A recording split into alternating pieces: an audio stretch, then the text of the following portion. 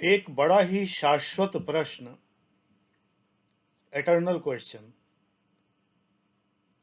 Answered and never answered question is who am आई।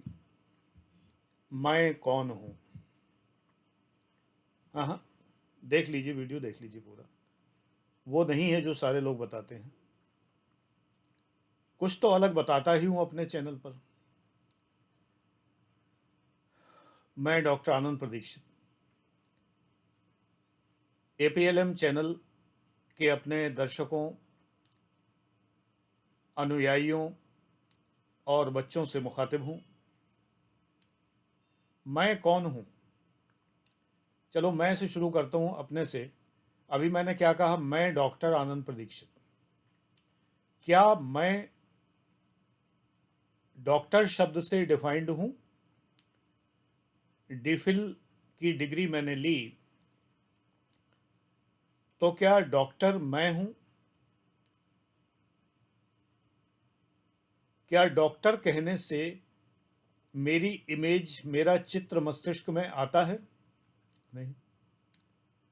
आनंद कहने से कई चीजें मस्तिष्क में आएंगी। सुख, आध्यात्मिक सुख, अत्यधिक आनंद, जॉय। प्रदीक्षित कहने से कुछ विशेष मस्तिष्क में नहीं आएगा, क्योंकि यह सामान्य शब्द नहीं है। लेकिन डॉक्टर आनंद प्रदीक्षित कहते ही मेरी छवि मस्तिष्क में आएगी। तो क्या मैं डॉक्टर आनंद प्रदीक्षित हूं, जो मैं कहता हूं हर वीडियो में? नहीं। यदि मैं अजरबैजान के किसी व्यक्ति से मिलूं और यूं ही आ गया नाम, और उससे कहूं मैं डॉक्टर आनंद प्रदीक्षित, वो कहेगा so what, I don't know you. I don't know you. अब मैं उससे प्रतिप्रश्न करूं कि do you know your self? आप मुझे नहीं जानते, ये ठीक है, लेकिन क्या आप अपने को जानते हैं? इसी प्रश्न पर थोड़ी बात करते हैं। मैं जिन जिन को अपना परिचय दे चुका हूं कि मैं डॉक्टर आनंद प्रदीक्षित हूं, वो मुझे आनंद प्रदीक्षित के नाम से जानते हैं। और मैं बहुत कम यात्रा करता हूं, लेकिन जो छोटी मोटी यात्राएं की हैं, पहाड़ी स्थानों की या कहीं भी, जब से मैं वीडियो बना रहा हूं, तो मुझे तमाम लोग ऐसे मिले जिन्होंने कहा, अरे सर, आप डॉक्टर आनंद प्रदीक्षित। बड़े प्रसन्न, बड़े ही आश्चर्यचकित, अपने साथ सेल्फी और ये वो, आशीर्वाद मांग रहे हैं। ये तमाम गेरुआ वस्त्र की महिमा होती है कि लोग या तो भिक्षा देने लगते हैं या आशीर्वाद मांगने लगते हैं। माने या तो देते हैं या मांगते हैं, नॉर्मल नहीं रह पाते। इसीलिए मैंने वो त्यागा। हालांकि आज मैं शर्ट गेरुआ ही पहने हूं, by the way, but it is just colour. जैसे लोग कहते हैं ना कि age is just a number. जी नहीं, एज बहुत कुछ होती है, मैं उसमें बिलीव नहीं करता। वो मैं फिर कभी बताऊंगा। तो क्या मैं डॉक्टर आनंद प्रदीक्षित हूं? नहीं। मैं अपना आई कार्ड दिखाऊं तो मैं डॉक्टर पीके दीक्षित हूं, प्रमोद कुमार दीक्षित हूं। आनंद तो मैंने अपना नाम रखा, नाम रख लिया करते हैं लोग यूट्यूब चैनल के लिए, साहित्य रचना के लिए तखल्लुस रख लेते हैं। रघुपति सहाय ने अपना नाम रखा फिराक गोरखपुरी। सच्चिदानंद हीरानंद वात्स्यायन ने अपना नाम रखा अज्ञेय। अब मैं इन सब के चरण रज भी नहीं हूं, पैरों की धूल भी नहीं हूं, लेकिन नाम रखने का हक तो सभी को है। माता पिता ने नाम रखा प्रमोद, मैंने कहा प्रमोद माने आनंद। हालांकि बहुत फर्क है, प्रमोद सांसारिक सुख है, आनंद आध्यात्मिक सुख है। तो जब मैं संसार के सुखों से ऊपर उठ के आनंद की खोज में निकला, और मैंने काफ़ी प्राप्त भी कर लिया, और कुंडलिनी जागरण की स्थिति तक बड़े आराम से मैं पहुंचा हूं। जी हाँ, कोई एग्जेगरेशन नहीं है, क्योंकि अगर मुझे कुछ बेचना हो तो मैं झूठ भी बोल सकता हूँ। कुंडलिनी जागरण के नाम पर मुझे कुछ बेचना तो है नहीं, कोई ताबीज नहीं, कोई मंत्र नहीं। बस आप लोगों के लिए प्रार्थना करता हूँ कि आपका भला हो, और इसके लिए कोई पैसे नहीं लेता। तो झूठ बोलने का मुझे कोई लाभ नहीं है। मैं किसी से मिलता नहीं जो कोई देख के कह रहे गुरु जी आपकी तो कुंडलिनी जागृत है, और तो मेरी आंखों में एक चमक आए कि मुझे लोग इतना ऊंचा समझ रहे हैं। आपका फेस में देख नहीं पा रहा, तो ये सुख भी मुझे नहीं मिल पाता कि आप प्रभावित हो रहे हैं मुझसे बहुत ज़्यादा। बीटीपीयूपी चैनल पर मैं अपना परिचय, योग्यताएं, डिग्रियां सब इसलिए बखानता हूं क्योंकि मैं आपको पढ़ाता हूं और पेड क्लास में पैसे भी लेता हूं। तो ये बताना ज़रूरी है कि मैं झूठ नहीं बोल रहा। मेरा आई कार्ड भी होता है, अलग अलग जगहों पर मेरी मोहरें, सीलें, ऑफिस के कुछ कागजात भी ये प्रूव करने के लिए कि मैं आईएएस रैंक पर रहा हूँ। यहाँ मुझे ये कहने की आवश्यकता नहीं। ये तो आध्यात्मिक और जीवन प्रबंधन का मंच है और निशुल्क है। तो मैं कौन हूँ? मैं अभी अभी आनंद प्रदीक्षित था, अब मैं पीके दीक्षित हो गया। दीक्षित को प्रदीक्षित क्यों किया? दीक्षित एक ब्राह्मण जाति है, कुल है, गोत्र तो अलग होता है, लेकिन ये भ्रातृत्व तो है हमारा दीक्षितों का। 6 घर होते हैं दीक्षितों में, तो वो एक कुल है, फ्रैटी कहते हैं उसे, भ्रातृत्व तो कुल है। तो वो न बता के प्रदीक्षित, प्रदीक्षित यानी जिसे दीक्षा मिली हुई हो, जो स्वयं दीक्षित हो, दीक्षा मिल चुकी हो जिसे भली भांति, प्रदीक्षित। तो आनंद प्रदीक्षित नाम का उत्स ये है। अब आप लोग मुझे आनंद प्रदीक्षित के नाम से जानने लगे। आप लोगों में तमाम लोग ऐसे होंगे जिनका नाम कुछ और होगा, घर का नाम कुछ और होगा। घर का नाम जो आपका है, आपके रिश्तेदार आपको उसी नाम से जानते हैं। एक बड़ी मज़ेदार घटना सुना रहा हूँ, सुनिएगा ध्यान से। पहले भी बताई है, मुझे ये ज़रूर याद रहता है कि मैंने पहले बताई है, और लगभग ये भी याद रहता है कितने बार बताई है। ये वाली बात एक बार बताई है। एक बच्चा था, जन्म हुआ तो नाभ ही निकली हुई थी। जो नाल जुड़ी होती है जब काटी जाती है तो कभी कभी दाइयाँ जो होती थी वो गलत काट देती थी।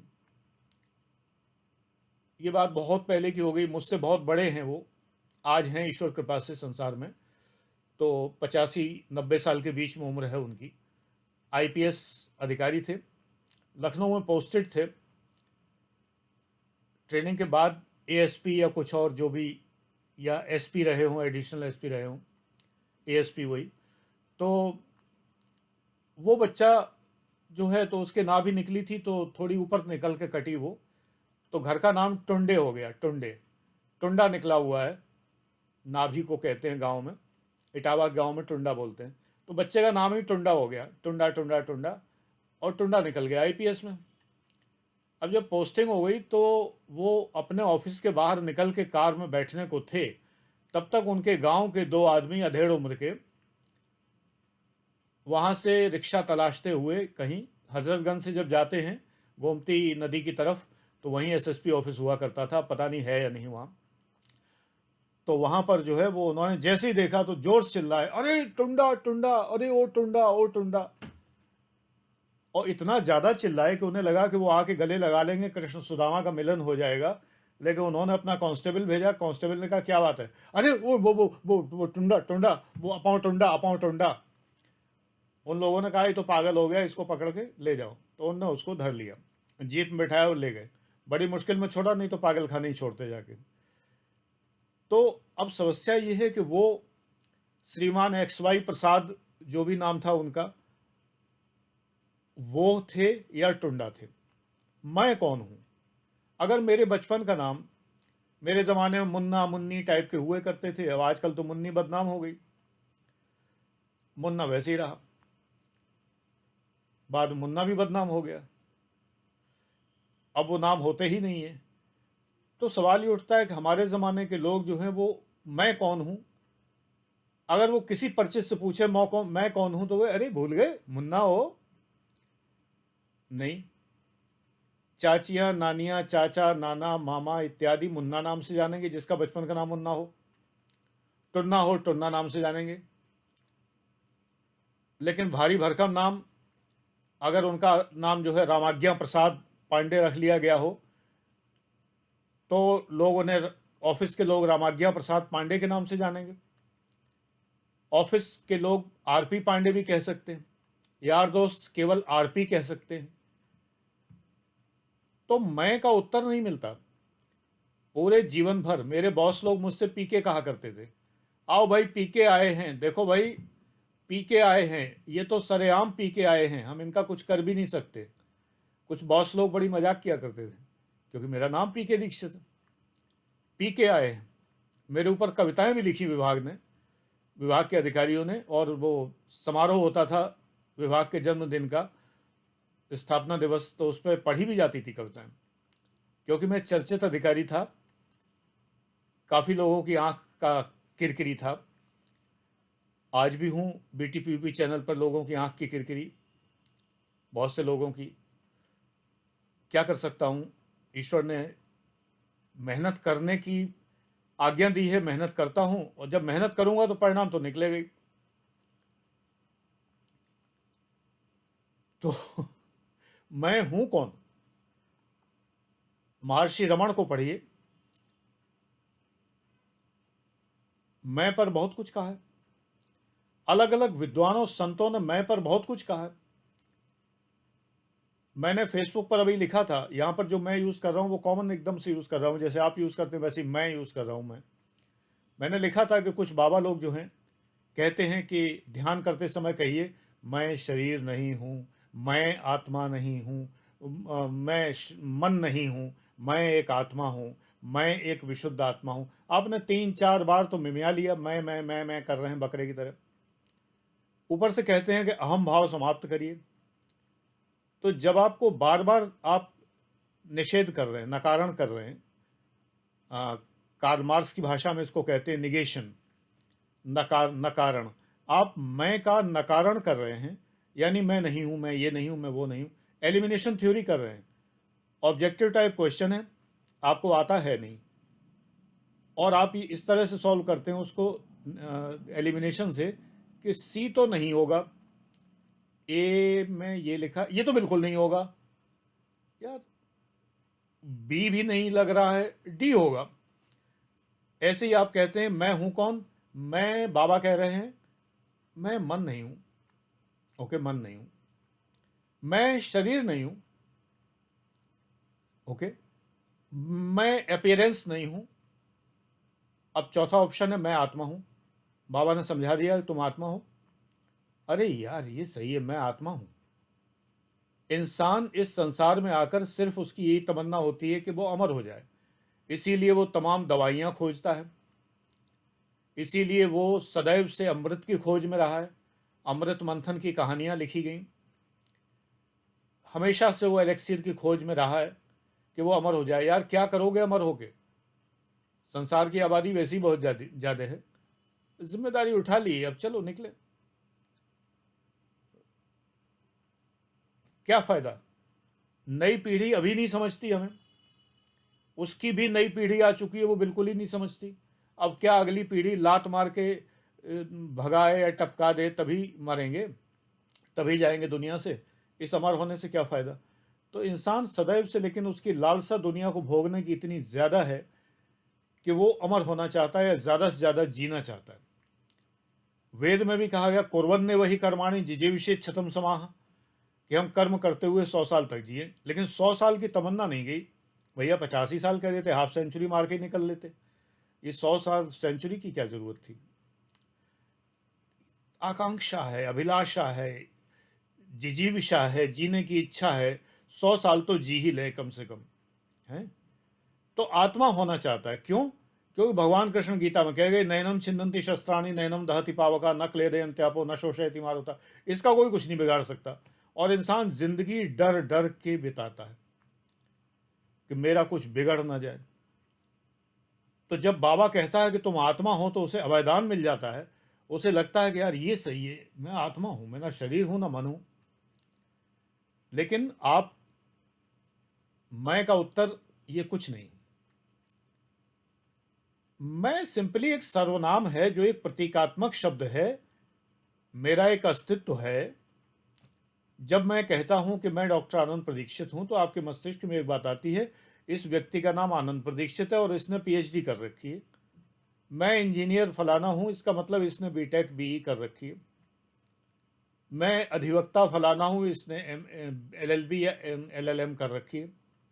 ठीक है, यानी कि आपके मस्तिष्क में मेरी एक छवि आती है मेरी डिग्री के साथ में, अगर मैंने कोई डिग्री लगाई है तो। हमारे एक मंत्री जी थे बाबूराम एम कॉम, अपने नाम में लिखते थे एम कॉम। बाबू गुलाब राय एक लेखक थे जो अपने नाम में बीए लिखते थे, बाबू गुलाब राय बीए। तो सबके मन में ये आ जाता था ये बीए हैं, ये एमकॉम है। मैं कौन हूं? पहली बात तो ये ऐसा प्रश्न है जिसे जानने की जरूरत ही नहीं है, कोई आवश्यकता नहीं है। मिलिंद पन्नों में भी इस बात पर विस्तार से चर्चा है कि महाराज क्या मुख आप हैं? क्या रथ पहिया है? क्या रथ घोड़ा है? क्या रथ ये है वो है? असल में ये प्रश्न जो लोग करते हैं वो सामान्य विज्ञान नहीं जानते। ज़्यादातर अध्यात्म एक ऐसा विषय है कि इसका जिज्ञासु और इसको समझाने वाले बाबा को अगर साइंस का ज्ञान नहीं है तो बड़ा लंबा उलझा देता है इन बातों को।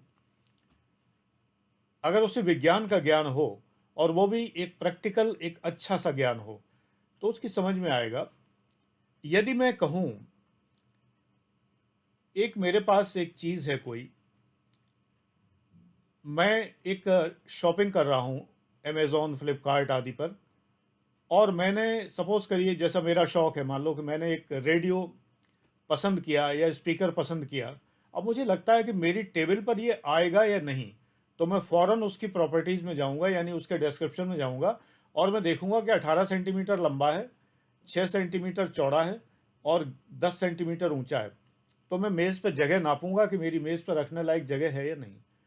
उस स्पीकर को ना तो हम लंबाई से केवल डिफाइन कर सकते हैं, न केवल चौड़ाई से और ना ऊंचाई से। ये तो हो गई रखने की बात। अब मैं देखूंगा कि क्या ये मेरे कानों को संतुष्ट करेगा। मैं इसको ब्लूटूथ से जोड़ के सुनना चाहता हूँ।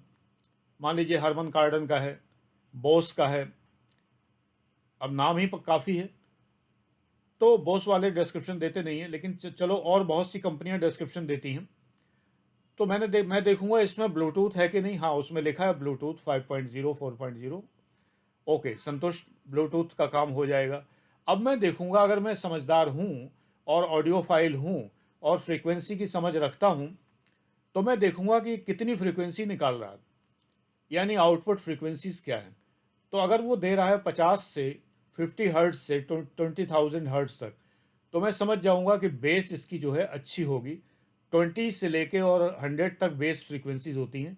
तो ये 50 अगर दे रहा है तो दे तो रहा है, धमक बढ़िया होगी लेकिन बहुत बढ़िया नहीं होगी। अगर 50 की बजाय 40 या 30 होती है फ्रीक्वेंसी तो बहुत बढ़िया होती। तो मैं दूसरा तलाशूंगा। फिर मैं देखूंगा कि इसका पावर कितना लेता है, ये इसका कलर क्या है। यानी एक चीज से मैं उसको नहीं समझ पाऊंगा। ये स्पीकर यदि मैं है तो इस मैं को समझने के लिए इसकी सारी प्रॉपर्टीज हमें समझनी पड़ेंगी। और गहरे में जाएं तो एक इलेक्ट्रॉन को समझने के लिए हमें जानना पड़ता है कि ये इलेक्ट्रॉन कहाँ घूम रहा है। तो इसका प्रिंसिपल क्वांटम नंबर क्या है, इसका एजीम्यूथल क्वांटम नंबर क्या है, इसका मैग्नेटिक क्वांटम नंबर क्या है, इसका स्पिन क्वांटम नंबर क्या है। फिर इन्हीं के मिक्सचर से 3 क्वांटम नंबर और बनते हैं, सातों 2 और बनते हैं, नहीं 3, 7 क्वांटम नंबर हैं। तो सातों क्वांटम नंबर से ये पता लगता है कि स्पेस में ये किस जगह पर स्थित है जो हम ठीक इसे पकड़ सकें। और तब उसके ऊपर से थ्योरी आती है हाइजेनबर्ग का अनसर्टेनिटी प्रिंसिपल। फिर भी अनसर्टेनिटी है कि हम ठीक से लोकेशन इसकी पता नहीं लगा सकते। ऐसे ही मैं है कि हम सारे डायमेंशन रख लें। मैं पुत्र फलाना, उनका पुत्र हूँ, उस गांव का निवासी हूँ, मेरी एजुकेशनल क्वालिफिकेशन ये है, मेरी हॉबीज़ ये है, मैं यहाँ इतने समय रहा, इतने समय तक यहाँ रहा, इतने समय तक यहाँ। एक पहले मुझे गाना याद आ गया, इलाहाबाद में पैदा हुई मैं, जबलपुर में पली, अब बम्बई है अड्डा मेरा, नाम है मेरा रामकली। अब रामकली बहन जी डिफाइंड हुई इन बातों से। पर्दे पे नाचते हुए अलग तरीके से डिफाइंड हुई, चेहरा भी दिख रहा है, रेडियो पे सुनते हुए नहीं डिफाइंड हो रही थी। तो मैं परिभाषित ही नहीं हो पाता। मैं अपने बारे में कितना बताऊं कि मैं परिभाषित हो जाऊं, हो ही नहीं सकते। रीजन ये है मनुष्य का स्वभाव पल पल परिवर्तनीय है। मैं अपने को डिफाइन करने के लिए 2,500 वर्ड्स का निबंध लिख दूं, आप भी लिख दीजिए अपने को डिफाइन करने के लिए, तब भी हम और आप मिलें तो लगे कुछ अलग ही हैं। 2500 शब्दों में इन्होंने जो डिफाइन किया था उससे कुछ अलग लग रहे हैं। और मान लीजिए आप मुझसे पूछ बैठे कि सर आपने अपने को डिफाइन करने के लिए जो एक वो 2500 वर्ड का राइटअप लिख रखा है, आज आप उससे कुछ डिफरेंट लग रहे हैं। तो मैं कहूँगा हाँ, आज थोड़ा तबीयत नासाज है, आज कुछ मन नहीं लग रहा है, आज पता नहीं कैसा कैसा लग रहा है सुबह से। कहेंगे यही बात है। मैं भी ये कहूँ कि आज सर को क्या हुआ, वैसे नहीं लग रहे हैं, तो मेरा सारा मैं की परिभाषा देना व्यर्थ हो गया ना? हुआ कि नहीं? तो मैं की खोज में ज़्यादा पड़ना नहीं चाहिए। बेटा आपकी उम्र अभी मैं की खोज करना नहीं है, आपकी उम्र अभी स्थूल सत्यों की खोज है, करना है। आप लोगों में से कुछ लोग उलझ गए हैं और वो स्पॉइल्ड जीनियस हो जाएंगे, जीवन में कुछ नहीं कर पाएंगे अगर इन सब चक्करों में पड़े रहे। अध्यात्म एक लेवल से ऊपर मेटाफिजिक्स बन जाता है और वो आपकी समझ में नहीं आएगा, तो आप बाबाओं, फर्जी संतों या ब्रांडेड बाबाओं आदि के चक्कर में पड़ के अपना जिंदगी बर्बाद कर बैठेंगे। अगर विवाहित हैं तो पत्नी बच्चों का भविष्य दांव पे लगा देंगे, नहीं विवाहित हैं तो किसी लायक नहीं रहेंगे। ऐसा मत करिए। अभी आप स्थूल सत्यों की खोज करिए। स्थूल सत्य यानी मोटे मोटे सत्य, फिजिकल सत्य, मटेरियल सत्य, वर्ल्डली ट्रुथ्स, दुनियादारी के सत्य, उनकी खोज करिए। पहला उद्देश्य यह है कि जीवन में जो आवश्यक धनराशि है जीने के लिए, वो कमाएं कैसे, वो अच्छे साधन कौन से हों जिनसे हम पैसा कमा सकें। अगर आपकी डिग्री अच्छी है, अगर आप अच्छे से पढ़े हैं, आप उस डिग्री की पढ़ाई को ठीक से इस्तेमाल करना जानते हैं, तो आप अच्छे पद प्राप्त करेंगे। चाहे जितनी बेरोजगारी हो, कोई चिंता नहीं है। हर जगह, हर कंपनी, हर सरकारी विभाग में एक सीट आपके लिए सुरक्षित है, आप जहाँ चाहें जाएं। अगर आप परिश्रम करते हैं, फालतू के पचड़ों में, इन प्रपंचों में अगर ना पड़ें। ये अध्यात्म आपके लिए प्रपंच है, अभी इस प्रपंच में अभी ना पड़ें, इसमें न पड़े। कोई ज़रूरत ही नहीं। जो जानता है मैं कौन हूं और जो नहीं जानता मैं कौन हूं। एक व्यक्ति बिल्कुल नहीं जानता मैं कौन हूं, उसने कभी सोचा भी नहीं। महर्षि रमण का उसने कोई लेक्चर नहीं सुना, उसने कोई सूफी संतों को नहीं पढ़ा, न अनहद के बारे में जानता है, कबीर को नहीं पढ़ा, न उसने कार्ल मार्क्स पढ़े कि वो जो है दर्शन एक दरिद्रता है या धर्म एक अफीम है। ये सब न उसने उधर पढ़ा न इधर पढ़ा। वो केवल एक काम करता है, अच्छे से अपना व्यापार करता है, लोगों को सताता नहीं है।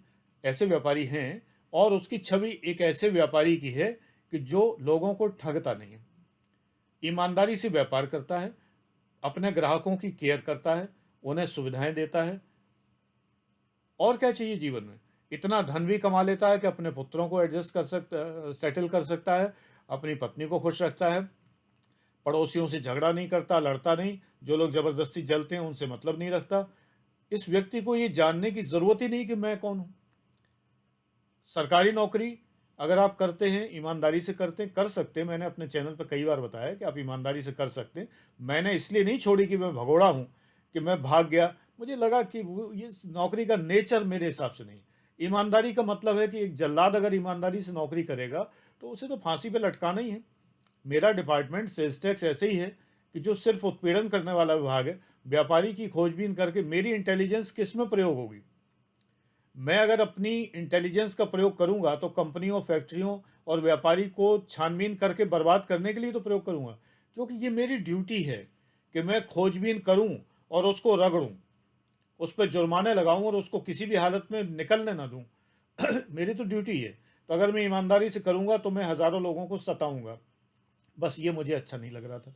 मैं ट्रेजरी अफसर बना रहता अगर, जो मैं पहले था, और सेल्स टैक्स ज्वाइन न करता कलेक्टर साहब के कहने से, जो मेरे बॉस थे उस समय, ट्रेजरी अफसर का बॉस कलेक्टर होता है, तो अगर उनके कहने से और उनके बहुत समझाने पर अगर मैं ट्रेजरी में ही वो सेल्स टैक्स में असिस्टेंट कमिश्नर ना होता, जैसा कि मेरा मन था कि मैं ट्रेजरी में ही बना रहूं, वहाँ तो मैं बुजुर्गों की सेवा करके बड़ा आनंद प्राप्त करता था। पेंशनर आते थे, इतने लोग घिरे रहते थे कि करीब 12 चेयर मैंने डलवा रखी थी अपने मंच पे। 12 लोग तो बैठे ही रहते थे, सामने खड़े होने की जगह होती थी, अदालत की तरह होता है कमरा, पहले होता था। तो वो सब खड़े रहते थे और तमाम भीड़ रहती थी और बड़े प्यार से मुझसे बातें होती थी और उनका कोई उत्पीड़न नहीं होता था। क्लर्कों को मैंने रेस्ट्रिक्ट कर दिया, तो मैंने मुझे कोई पैसा नहीं चाहिए, आप भी कोई पैसा नहीं लेंगे। फिर भी लोग नहीं मानते थे। पेंशनर कहते हैं साहब आप इसको रोक नहीं सकते, आप अपना रोक सकते हैं कि आप नहीं लेंगे। और हम लोग तो चलो हमें उत्पीड़न नहीं होता, आपने इतना अच्छा इंतज़ाम कर दिया है। उनके लिए ठंडे पानी का इंतज़ाम, बैठने का इंतज़ाम, बेंचों का, पंखों का, लाइन लगाने का, सब कुछ। लाइन में बार बार बेंचें डलवा दी कि लंबी लाइनें लगी हैं तो बुजुर्ग लोग हैं, बेंचों बैठ जाएं लाइन में लगे हुए। चपरासी नियुक्त कर दिए कि उनका नंबर, टोकन बंटवा दिए। इतना बढ़िया काम हुआ। तो वहाँ मैं सेवा कर सकता था, वो डिपार्टमेंट सेवा करने का था, है ना। लेकिन ये डिपार्टमेंट जो था सेल्स टैक्स, ये लोगों को सताने का था। तो इसलिए ये मैं की खोज, मैं तुम लोगों में से कुछ लोग पढ़े हुए हैं और कुछ लोग ओवर आध्यात्मिक हो गए हैं। कुछ लोग बड़ी कठिन भाषा लिख के ये सोचते हैं कि वो बहुत ज़्यादा उसका परिचय दे रहे हैं इंटेलिजेंस का। बेटा एक बार ये सोचो, क्या आपकी उम्र इतनी हो गई, 25-30 साल हो गई, आप कुछ कमा रहे हैं? क्या आप माता पिता को कोई सहयोग दे रहे हैं या दे पाएंगे? आपने अब तक क्या किया? एक बार हृदय में झांक के देखिए, मैं के दर्शन हो जाएंगे। तब आप कहेंगे कि मैं एक आलसी व्यक्ति हूँ। मेरी पहली परिभाषा, मैं एक बिगड़ा हुआ जीनियस हूँ जो जानता तो बहुत कुछ है लेकिन उसको उपयोग नहीं करता। फिर आप अपने आप कहेंगे कि मैं अपने माता पिता की कोई सहायता नहीं कर रहा। अगला, फिर आप कहेंगे कि मैं अध्यात्म की खोज में लगा हूँ, ईश्वर खोज में लगा हुआ हूँ, मैं संसार में मेरा मन नहीं लग रहा है। तो आप एक स्पॉइल्ड जीनियस हैं। याद रखिए, आप जिस ईश्वर की खोज में हैं, उस ईश्वर ने चाहे कुछ धर्म ग्रंथों के अनुसार दंड स्वरूप, या जरूरी नहीं कि दंड स्वरूप, आपको इस संसार में भेजा है। और क्यों भेजा है? कर्म करने के लिए। उसी ईश्वर ने कहा है कर्मण्येवाधिकारस्ते मा फलेषु कदाचन। तो उसकी नहीं मानोगे, उसकी खोज में लग गए। अरे मोको कहाँ ढूंढे रे बंदे, मैं तो तेरे पास में। कस्तूरी कुंडल बसे मृग ढूंढे जग माहे। आप उस ईश्वर को ढूंढने में लगे हैं, मैं को खोज रहे हैं। आप ये भूल गए आप ब्रह्म नहीं है। बाबा तो झूठ बोलता है कि आप ब्रह्म हैं। एक आदमी अपना बाप नहीं हो सकता, कभी भी, कभी भी नहीं हो सकता। आप ब्रह्म नहीं हैं, ब्रह्म आपके अंदर है। मैंने फेसबुक पर बड़े अच्छे तरीके से, तार्किक तरीके से समझाया हुआ है। डॉक्टर आनंद प्रदीक्षित प्रमोद करके जो फेसबुक है मेरी, उस पर फ्रेंड रिक्वेस्ट एक्सेप्ट नहीं होती। आप भेज दें, मैं उसे रिजेक्ट कर देता हूँ, तो वो आप फॉलो करने लगते हैं ऑटोमेटिकली। या आप फॉलो का ऑप्शन ढूंढ पाएँ तो फॉलो कर लीजिए, मेरी वॉल पढ़ा करिए। तो मैंने उसमें पूरा लॉजिक से समझाया है कि तू मुझ में है, मैं तुझ में हूँ, ईश्वर मेरे अंदर है। शून्य और अनंत का गणित समझाया है मैंने कि शून्य के अंदर अनंत होता है। कैसे? शून्य के अंदर कितने शून्य? जीरो के अंदर कितने जीरो? 1 2, 0 प्लस 0 बराबर 0। यानी जो इधर बराबर RHS में 0 आया, उसके अंदर कितने जीरो हैं? 2। अब कहो 0 प्लस 0 प्लस 0 प्लस 0, 10 जीरो बराबर 0। इस वाले जीरो के अंदर कितने जीरो? 10 जीरो। ये इनडिटर्मिनेट है। अनंत शून्य से मिलकर एक शून्य बना है। हम उसे कह ले महाशून्य, भले ही वो महाशून्य नहीं होता। अनंत शून्यों से मिलकर एक शून्य बना है। तो शून्य के अंदर अनंत होता है। अनंत ईश्वर है, शून्य हम है। लेकिन हम अपने को शून्य रहने नहीं देते, हम संसार को भर लेते हैं। जिस समय मैंने कोचिंग बंद की, मैंने अपने सारे फर्नीचर की चेयर्स, बहुत सारी तो बच्चों को ही दे दी जो बैठा करते थे। हमने कहा अपनी अपनी चेयर ले जाओ। तो चलता क्लास बंद किया था, फुल क्लास भरा हुआ था, ऑनलाइन भेज दिया था सबको, अपने घर बैठ के पढ़ो। और बाकी सब चेयर्स दान वान कर दी, लोगों को दे दिला दी। पूरा हॉल खाली हो गया, जैसे कि मानो अपने अपनी आत्मा, अपने मन को, आत्मा को, जो भी है, शून्य कर रखा है। लेकिन फिर हम संसार को भर लेते हैं। फिर मैंने इसके अंदर तमाम चित्र लगाए, मूर्तियां लगाई, मंदिर लगाया, माँ शुभ्रांगिनी का मंदिर बनाया, बैठने की व्यवस्था की, ध्यान लगाने की व्यवस्था की, ये कुर्सी, वो कुर्सी, ये मेज, सब फिर भर लिया। संन्यास लेने की बात तो बहुत लंबी होती है। संन्यास की ओर अग्रसर होने की दिशा में जाने के लिए जिस साधना की जरूरत थी, उस साधना करने के लिए मैंने भौतिक वस्तुओं का संग्रह फिर से कर लिया। तो शून्य के अंदर हम संसार भर देते हैं। तो शून्य के अंदर वो अनंत कैसे आए? शून्य के अंदर वो अनंत ब्रह्म आए कैसे? आएगा तभी जब हम अपना मन खाली करेंगे। खला पैदा होगा तो बका कुछ नहीं होगा, बाकी कुछ नहीं होगा। जब खला पैदा होगा, एक वैक्यूम पैदा होगा, संसार निकाले नहीं निकलता, इसीलिए तो ध्यान करते हैं। तो ध्यान करते समय जितना संसार भर रखा है अंदर, वो निकाल के देखो, निकालते रहो, कोशिश करो। अगर 15 मिनट भी कोशिश कर ली, आधा घंटा भी कोशिश कर ली, और इस बीच में एक झपक जैसी, एक फ्लैश की तरह से सब कुछ शून्य हो गया और आप बिल्कुल एकदम से, वो क्षण आपको याद भी नहीं रहा, आपका ध्यान लग गया, आप ध्यानी हो गए, ज्ञानी हो गए, बुद्ध हो गए, कितने काफी। मैं की खोज में समय बर्बाद करना, परमात्मा से मिलने के लिए समय बर्बाद करना, अरे जो मेरे पास है मैं उससे मिलने कहाँ जाऊंगा, वो तो मेरे पास है, हृदय में झांको। जब जरा गर्दन झुकाई देख ली, वो है। तो समझने की कोशिश करिए, इस संसार में आए हैं, सात्विक धन कमाइए, जिससे कि आप किसी की मदद कर सकें, जिससे कि आप सुखपूर्वक जीवन बिता सकें। अपने शरीर को कष्ट देना कोई कहीं की समझदारी नहीं है कि हम तो कष्ट देंगे, हठयोगी नहीं, राजयोगी बनिए। एयर कंडीशन में बैठ के भी ध्यान लगाया जा सकता है, उस एयर कंडीशन को अफोर्ड करने लायक पैसा कमाइए। एयर कंडीशन गाड़ी में भी चला जा सकता है। साइकिल पे बैठ के आप ध्यान नहीं लगा सकते, एक्सीडेंट हो जाएगा। लेकिन ड्राइवर अगर एसी गाड़ी चला रहा है तो आप पीछे की सीट, मैंने बहुत बार लगाया, आप बैठ के ध्यान भी लगा सकते हैं। बुरा क्या है? सात्विक ढंग से मेहनत करता हूं, पैसा कमाता हूं, क्या समस्या है? ये पलायन है, जो लोग नहीं कमा सकते, अकर्मण्यता है, जिनमें आलस्य है, निकम्मापन है, काम नहीं करना चाहते, उठना नहीं चाहते, उनके लिए तो कृष्ण कहते हैं तस्माद उत्तिष्ठ कौन्तेय। बहाना बना रहा बैठ के अर्जुन कि ये मेरे चाचा मामा ससुर फलाने ढमाके हैं। अरे उठो, ये सब जो क्रोध और आलस्य और ये तमाम अकर्मण्यता और निकम्मापन जितना है, यही तो चाचा मामा ससुर हैं। संहार कर इनका, तस्माद उत्तिष्ठ कौन्तेय, उठो और इनको परास्त करके कर्म कर, कर्म करिए। ये फालतू के क्वेश्चन से मत घूमिए कि मैं कौन हूं और तू कौन है और ये और वो और फलाना बाबा और मैं मन नहीं, मैं आत्मा नहीं। फालतू की बात मत करो। मेरे अनुयायियों, फॉलोअर हो, इस संसार में कुछ काम करके दिखाइए जिससे दूसरों का भला कर सकें। आंख नाक मूंद के कुछ नहीं कर पाएंगे आप, समझ रहे हैं ना? कड़क बाबा हूं। Thank you.